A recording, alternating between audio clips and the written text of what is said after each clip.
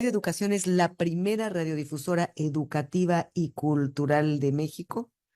Bueno, pues para platicar de esto y de mucho, mucho más, hacemos contacto hasta la Ciudad de México con Jesús Alejo Santiago, quien es director general de Radio Educación. ¿Qué tal? ¿Qué tal, Jesús? Buenas tardes.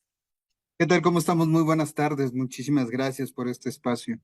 Pues Jesús, yo muy emocionada porque mm, yo creo que la gente que vivimos en Cancún, pero que somos de la Ciudad de México, caray, Radio Educación tuvo que ver con nosotros muchísimo. Yo creo que no hubo alguien que no escuchara Radio Educación. Y la verdad que a mí me emocionó enormemente, pues, escuchar este principio de puntitas, aquel programa maravilloso con esta voz extraordinaria de Emilio Bergenji.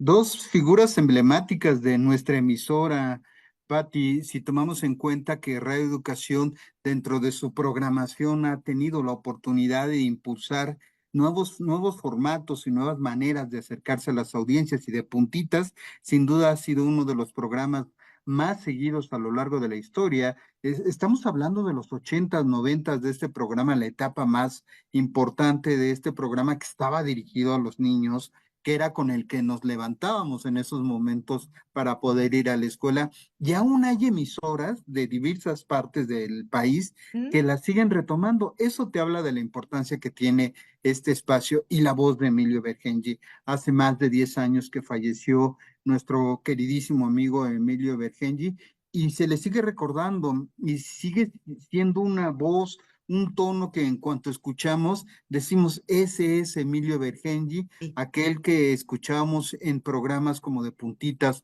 o como en El lado oscuro de la luna y muchísimos otros programas más aquí en Radio Educación.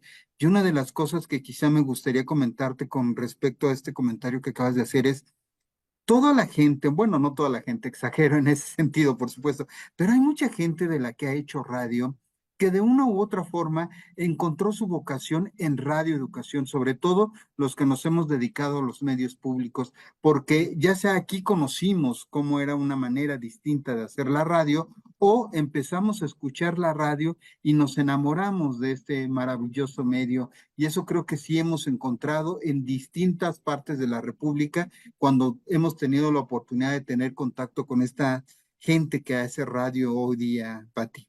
Claro, además muy orgullosos porque además este programa de puntitas, pues fue un programa que es parte de la memoria del mundo de la Organización de las Naciones Unidas para la Educación, la Ciencia y la Cultura, la UNESCO.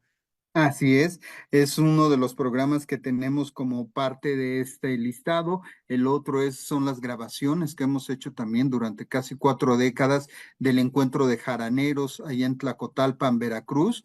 Mm. Eso también ha sido muy importante, que marca la otra faceta de radio, ¿no? Que es la apuesta por impulsar géneros musicales o en este caso música tradicional de nuestros pueblos que quizá en otros espacios cuesta un poco más de trabajo meterlo. Y aquí lo hemos hecho a lo largo de la historia.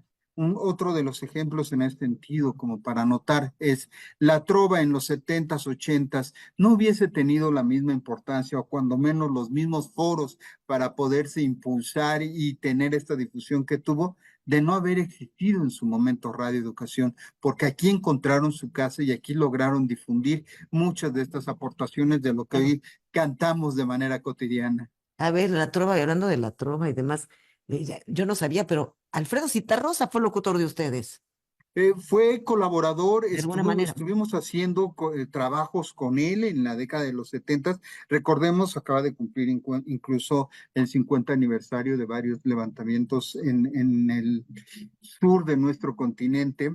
Y Ujú. muchos de los exiliados estuvieron en México, por supuesto, y encontraron de nueva cuenta en Reeducación un medio para impulsar sus creaciones. Hay programas donde productores de radio fueron a casa de Alfredo Citarrosa o que participaron en algunas convocatorias que hacía Alfredo Citarrosa de festivales y los tenemos grabados. Incluso el año pasado hicimos una recuperación de muchos de esos programas donde está La Trova y está Citarrosa y muchos otros cantantes emblemáticos de la época que encontraron en México esta oportunidad de seguir con sus actividades. Y de esto podemos seguir hablando Claro. de muchos otros temas, ¿no? De las de las temáticas que se han abordado Claro, aquí claro. en Reeducación, los asuntos del feminismo, la diversidad sexual, la diversidad lingüística, que de pronto se ha hablado mucho de darle voz a los pueblos indígenas. Pues más que darle voz, lo que hemos hecho es exponenciado esta voz,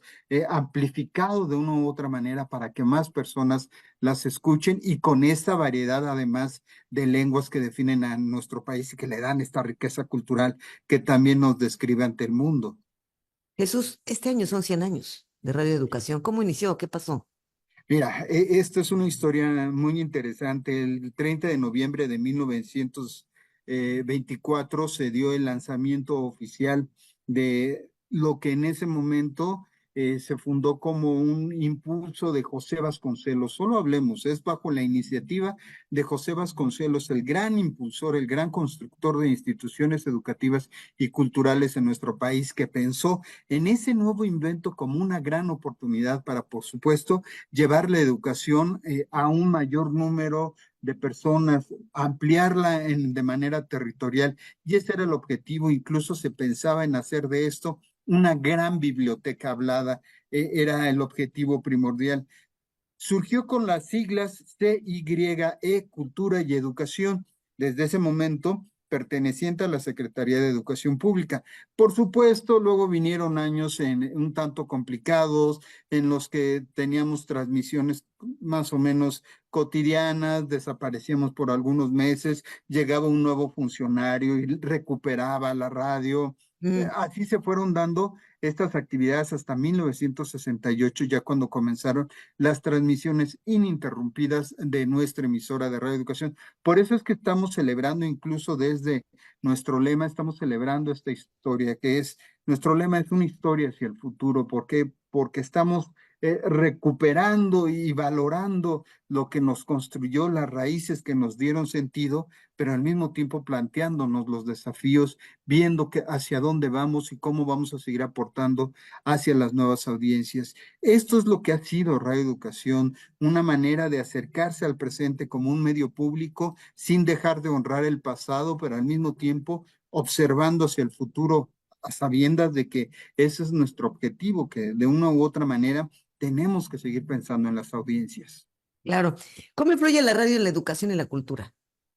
Influye de una manera muy grande si tomamos en cuenta que la educación y la cultura, como esta especie de simbiosis, ha terminado por ser un aspecto fundamental para el trabajo que estamos desarrollando en la difusión de esta riqueza que nos define. Porque no hay muchos espacios donde se le dé cabida a la danza, al teatro, a la literatura, Sí. donde se le dé cabida a la reflexión sobre estas mismas manifestaciones culturales y artísticas. En Radio Educación hemos logrado establecer ese punto de encuentro. Tenemos un noticiero cultural que se transmite de lunes a viernes de una hora Sí, de sí. puras noticias culturales y artísticas. Esto ya refleja, y por supuesto nuestra programación está repleta de series que abordan temáticas sobre el teatro, sobre la música, sobre la danza, sobre todo ese tipo de aspectos, en una reflexión sobre lo que están haciendo los creadores y también como eso sería como la parte de difusión, pero también como una especie de documentación, porque aquí tenemos voces de escritores, de creadores de la década de los 70, como bien recordabas, Alfredo Citarrosa, de los 80, de los 90, que quizá de otra manera no tendríamos documentado su quehacer, y eso ha sido muy importante también.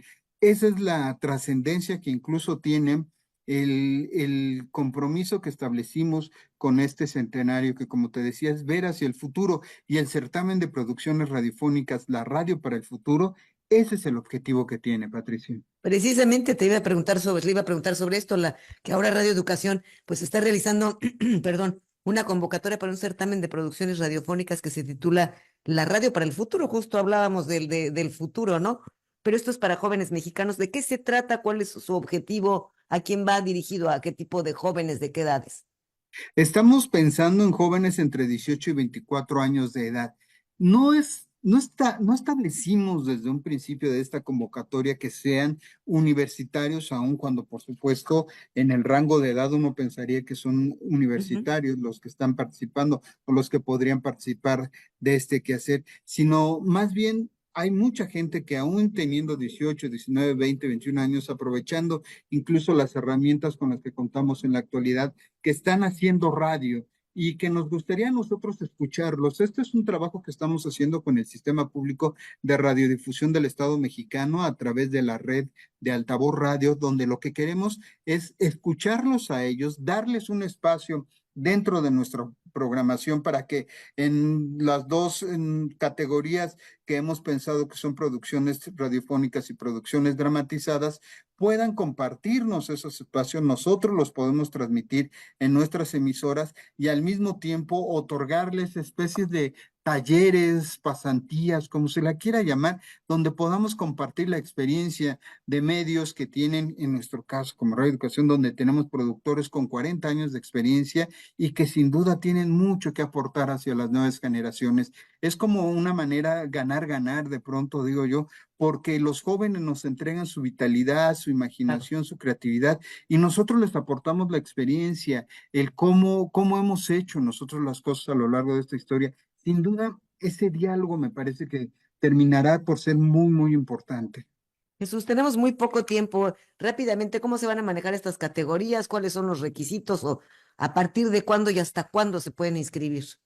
Mira, la convocatoria estará abierta hasta el 13 de septiembre de este año. Las categorías, pues como te decíamos, son programa periodístico y programa dramatizado. Deberá tener una duración máxima de 1 hora. Lo que estamos pensando son los nuevos formatos, que son de 15 minutos aproximadamente, ¿no? Se le va a Sí. entregar estímulos a las producciones ganadoras y los 3 primeros lugares se transmitirán por las frecuencias de Radio Educación y de la red de Altavoz Radio. Hay que recordar que si bien somos Radio Educación, tenemos señal en AM, en FM, señal Cultura Michoacán en Morelia, señal Cultura Sonora en Hermosillo, señal Cuculcán en Mérida, Yucatán. Además tenemos la onda corta, radiodifundida en Cultura México, señal internacional, y a través de Altavoz Radio podemos llegar a Mérida, a Villahermosa, a Mazatlán, a Chihuahua, a Durango, a Coatzacoalcos. Esto es, se puede ampliar de muchas maneras la voz de estos jóvenes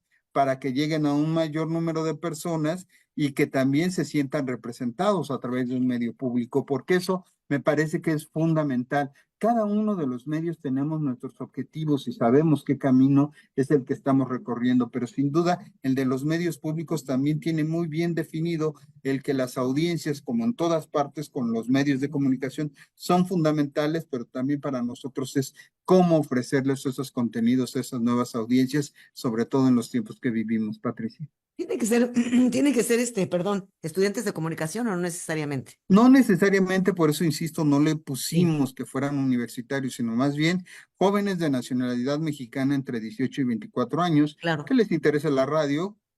Suponemos que muchos de ellos estarán estudiando alguna carrera relacionada con la comunicación, pero si no, que ya estén haciendo radio, porque muchas veces esto es de pasión y esto es de una aproximación que no necesariamente se da con nuestra formación educativa o profesional, sino por los intereses que tenemos por compartir algo hacia la gente, ¿no, Patricia? Y creo que Sí. eso sucede en todas partes. ¿En dónde se inscriben por último, Jesús? Ya nos queda poquitito tiempo. Las bases de esta convocatoria están disponibles en las páginas radioeducación.edu.mx y altavozradio.mx. Ahí están todas las bases, ahí nos podemos inscribir. A través de nuestras redes sociales en Radio Educación también podrán tener mayores datos y entrar a las bases de esta convocatoria. Perfecto, pues te agradezco mucho, de verdad. Y bueno, y que nos hayas transportado a esta maravilla que es Radio Educación. Muchísimas gracias, al contrario, por el espacio y un saludo a todos por allá. Gracias, eres Jesús Alejo Santiago, director general de Radio Educación. Nosotros vamos a un corte, regresamos, no se vayan.